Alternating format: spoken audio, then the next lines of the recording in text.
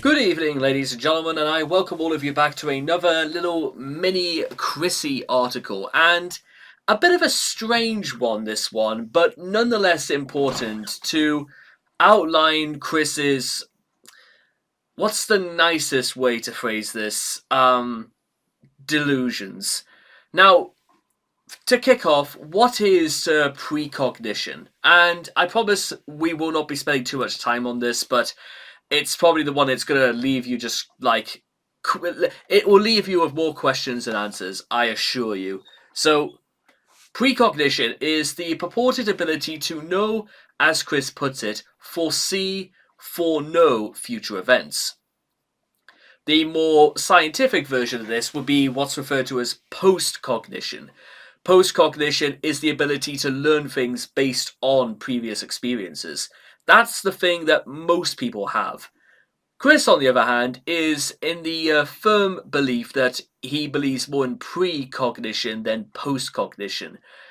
The results of this are obvious because since we know Chris never learns anything from anything that has ever happened to him, things that, to be honest, Chris should be noting down things that have gone wrong for him because let me tell you something right now, the list is long and extensive. However, let's just roll with this about what Chris has actually known would happen. Some would argue, what good has that ever done, Chris? Well, let's get into that. Though there is no scientific evidence for this alleged phenomena, Chris claims to innately have this ability whenever something works in his favour, or tries to perpetuate a rumour that he wants to be true.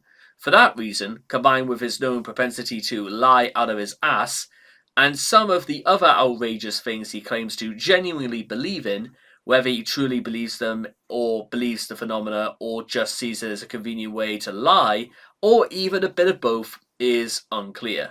So let's get into it. The things that Chris apparently foresaw. 1. In a chat towards members of the TT squad, Chris claimed that he foresaw that he'd be upset at Bob losing the Classic. However, if that was true, then why did Chris beat up a pillow in front of her and then proceed to hump it and say, "That's you," and then tell people about that? I do not know. 2.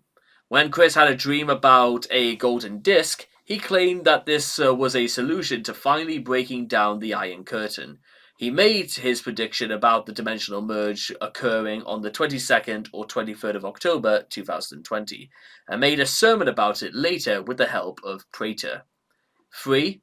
In a call with Corey Allison, Chris claimed that he predicted he'd wind up in jail.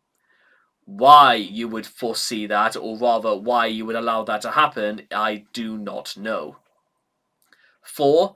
A rather mimetic example of this occurred in a 30th November 2021 jail letter from the fan Celestia. There, Chris drew his Chris Chan Sonichu avatar saying that he foresaw her letter long ago. The drawing became a meme amongst the Quicksphere. 5. Chris has stated several times that he predicted Bella's supposed plan for him to commit the S-word, that Bella had convinced him to have sex with Bob, and or her planned to blackmail him with a sex tape between him and Fiona. All of these were prevalent rumours and or conspiracy theories about Bella that had spread around the Quicksphere after bits of the incest call had been leaked, and Bella's identity was uncovered.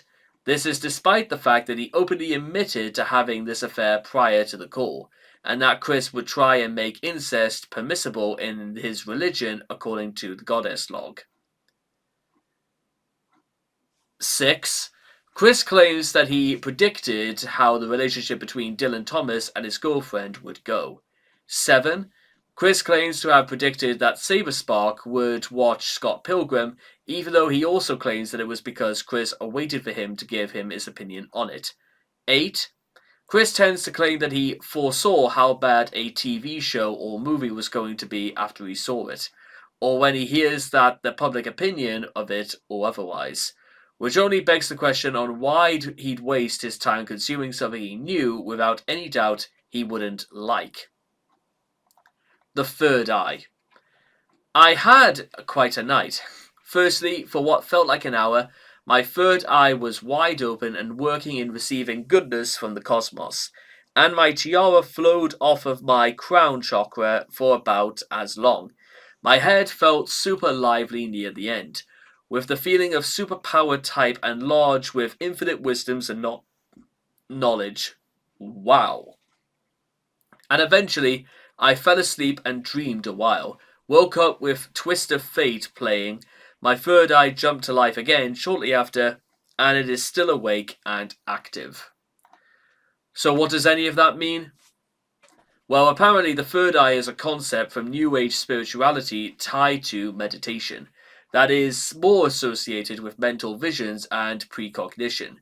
Chris latched onto it as well around the summer of 2017, using the concept to describe Chris's daydreams of his imaginary friends, believing that he really was communicating with them.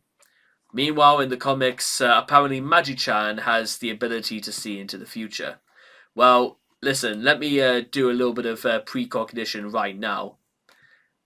Chris is not letting go of this anytime soon. The only reason why Chris holds on to this is the idea that the future will bring about some clearer and brighter days in whatever future Chris has. That's the only real reason Chris holds on to this. Because it's to take away from the sad reality that Chris's life has gone nowhere, has never got started, will never go anywhere else, and can't actually disguise everything he's done in his past. The past which Chris has failed to learn from, and as a result will continue to follow him and haunt him for the rest of his waking days. That's the sad truth about all this, and it's the truth that, quite frankly, Chris can never get over and will never see the light of day. But until then, or rather, whatever future beholds, we shall wait and see. In the meantime, I will see all of you guys again next time. Thank you.